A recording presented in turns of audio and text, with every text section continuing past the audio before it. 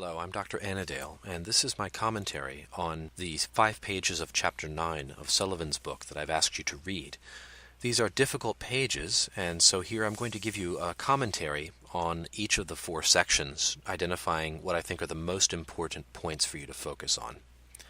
The first section of this reading is titled, The Kinds of Communication, and the most important point here, I think, is that there are different levels of interaction that different beings have with their environment, with other beings around them.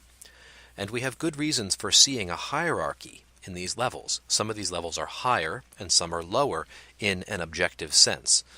At the lowest level, we have physical objects, which interact with other objects just by pushing against them. At some level of pressure, these objects will be either transformed or destroyed.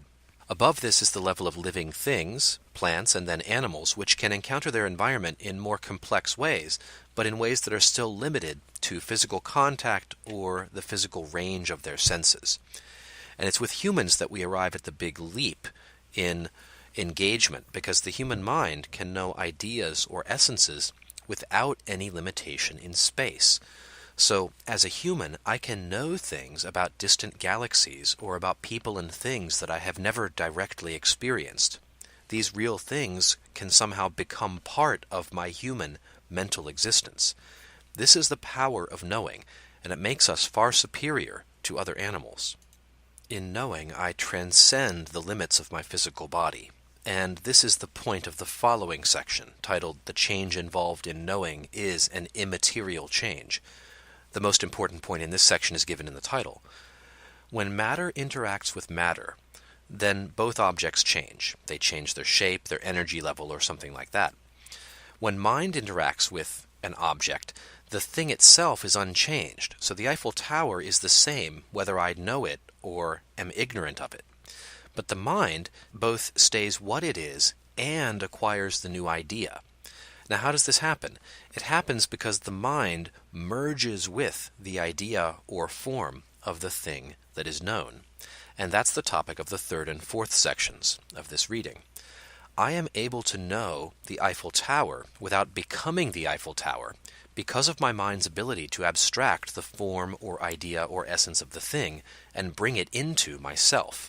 The Eiffel Tower's essence is present in my mind, not in its real mode, because then I would become the Eiffel Tower, but in an intentional mode, precisely as an object of thought. Human consciousness makes possible this secondary mode of existence as an intentional object in the mind of a knower. That means the Eiffel Tower can continue to exist unchanged in Paris, while I, through learning about it, carry around its essence in my mind, the exact same essence as is present in the real steel building in Paris.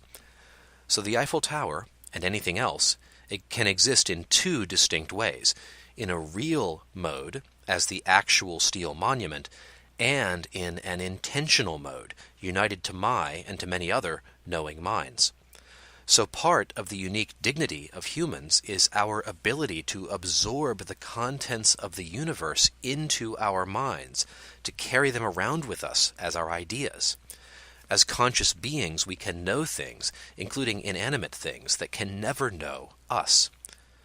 I'll close with a quote from C.S. Lewis. C.S. Lewis was once asked what he would do if he saw a bomb falling toward him about to blow him up. And he said, I would stick my tongue out at it. I would laugh at it. I would say to it, I have an immortal soul, and you are just a bomb. What Lewis is pointing out here is the unique dignity that gives the human being an advantage over the instrument that is about to kill him, even in the final moments of his existence. Lewis is pointing out, I have knowledge of the bomb, and the bomb is just a hunk of metal and explosive that will never have knowledge of me. And so even in that final moment before the explosion, he would say, I am in a superior position. And that, I think, is the most important point of these 5 chapters. That wraps up my commentary on these pages. I hope you found it helpful in understanding the material. I'll hope to engage with you about it and talk with you about it soon. Goodbye.